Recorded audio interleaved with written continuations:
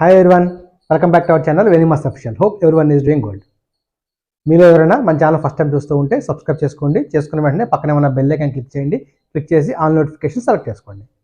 Swim swap రీసెంట్గా ముంబైలో వ్యాపారం చేసే ఒక వ్యక్తి దగ్గర 7.5 కోట్ల రూపాయల స్కామ్ చేసినారు.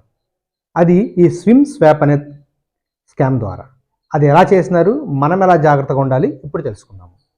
రీసెంట్గా మీకు తెలుసు కదండి, ఎలక్ట్రిక్ వెహికల్స్ వస్తున్నాయి కదా. సో బ్యాటరీలో ఏమవుతుందంటే మనం బ్యాటరీ ఛార్జ్ డౌన్ అయిపోగానే పక్కన ఉన్న స్టేషన్కి వెళ్ళేసి బ్యాటరీని స్వాప్ చేసుకోవచ్చు. అంటే మన బండిలో ఉన్న బ్యాటరీని అక్కడ పెట్టేసి అక్కడ బ్యాటరీని తీసుకునేసి మనం యూస్ చేసుకోవచ్చు. సో అలా స్వాప్ చేసుకోవడం అంటే ఎక్స్చేంజ్ చేసుకోవడం అన్నమాట. ఇలా చేసుకుంటూ ఉంటాం. అండ్ మనం కూడా ఏదైనా మొబైల్ నెంబర్ మనకు పోయిందనుకోండి, మనం పోయిన నెంబర్ ఏం చేస్తామంటే ఇంకో ఆ నెట్వర్క్ ప్రొవైడర్ దగ్గరికి వెళ్ళేసి ఆ మొబైల్ నెంబర్ చెప్పేసి ఆ నెంబర్కి ఇంకో సిమ్ తీసుకునేసి ఆ నెంబర్తో సిమ్ని యాక్టివేట్ చేసుకుంటాం. ఇది నార్మల్ ప్రొసీజర్ అన్నమాట. సో ఇక్కడ ఏం చేస్తున్నారంటే ముంబైలో ఉన్న ఒక వ్యాపారి దగ్గర డబ్బులు కొట్టాలని చెప్పేసి సో ప్లాన్ చేసినప్పుడు ఆబ్వియస్లీ ఆ బ్యాంక్ లింక్ అయిన మొబైల్ నెంబర్ అవి కావాలి కదండి. సో దానికి వీళ్ళు ఏం చేస్తున్నారంటే ఆ మొబైల్ నెంబర్ నెట్వర్క్ ప్రొవైడర్ని ట్రిక్ చేసి సో ఆ ట్రిక్ ద్వారా ఏం చేస్తున్నారంటే ఆ మొబైల్ నెంబర్ సేమ్ మొబైల్ నెంబర్ని వీళ్ళు తీసుకున్నారన్నమాట. సో దీన్ని స్విమ్ స్వాప్ అంటారు. సో అలా తీసుకోవడం వల్ల ఏమైందంటే తనకి నార్మల్గా మెసేజ్ వస్తూ ఉంటాయి కదా, బ్యాంక్ అకౌంట్ కానివ్వండి, ఓటీపీ కానివ్వండి, ఇవన్నీ వస్తూ ఉంటాయి కదా.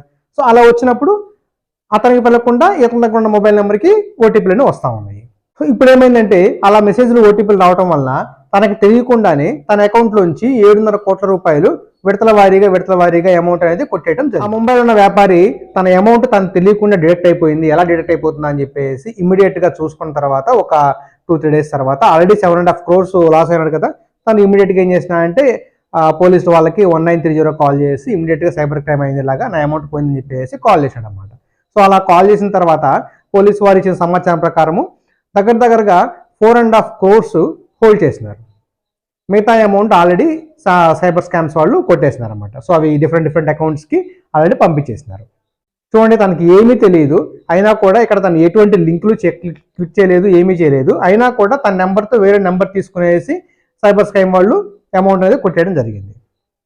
సో ఇటువంటి సిచ్యువేషన్లో మనం ఏం చేయాలి, మనం ఎలా జాగ్రత్తగా ఉండాలి? నార్మల్గా ప్రతి ఒక్కళ్ళు ఏం చేస్తారండి, అమౌంట్ డిడక్ట్ అవ్వగానే మనకు మెసేజ్ వస్తూ ఉంటుంది కదా. ఫర్ ఎగ్జాంపుల్ మనం ఏదన్నా ఏటీఎంకి వెళ్ళాము, డబ్బులు డ్రా చేసినాము, మనకు మెసేజ్ వస్తుంది కదా. లేదు, మన అకౌంట్లో క్రెడిట్ అయింది అమౌంట్, మనకు మెసేజ్ వస్తుంది కదా.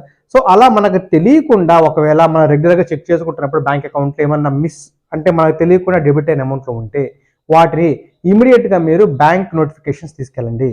బ్యాంకు దగ్గర తీసుకెళ్ళి అక్కడ నోడల్ అధికారి అని చెప్పేసి ఉంటారు, వాళ్ళకి ఇన్ఫామ్ చేస్తే వాళ్ళు మీకు సజెషన్ ఇస్తారు. ఒకవేళ మీరు కాకుండా ఆ అమౌంట్ వేరే వాళ్ళు ఏమైనా డెబిట్ చేసి ఉంటే, అంటే కొట్టేసి ఉంటే ఇమ్మీడియట్గా సైబర్ క్రైమ్ వాళ్ళకి సైబర్ క్రైమ్ కేసు రిజిస్టర్ చేసినారనుకోండి, 1930 కాల్ చేసి సో వాళ్ళు కూడా ఆ బ్యాంక్ అధికారిని సంప్రదించి మీ అమౌంట్ అనేది పోకుండా ఉండడానికి అవకాశం ఉండేలా చూస్తారన్నమాట. ఇంకోటి గుర్తుపెట్టుకోండి, ఎప్పుడు కూడా ఎవరికి కూడా మీకు వచ్చే ఓటీపీలు కానివ్వండి, లేదా మీ ఆధార్ కార్డు, పాన్ కార్డులు కానివ్వండి ఎవరికి షేర్ చేయొద్దు. సో వాళ్ళ స్విమ్ స్వాప్ చేస్తున్నప్పుడు ఏమవుతుందంటే తన ఆధార్ కార్డు కానివ్వండి, పాన్ కార్డు కానివ్వండి ఏమవుతుందంటే ఎక్కడో జిరాక్స్ కాపీని ఎక్కడో పడేసి ఉంటారు కదా. ఆబ్వియస్లీ కస్టమర్ వెరిఫికేషన్ చేయాలి కదా ఆ టైంలో.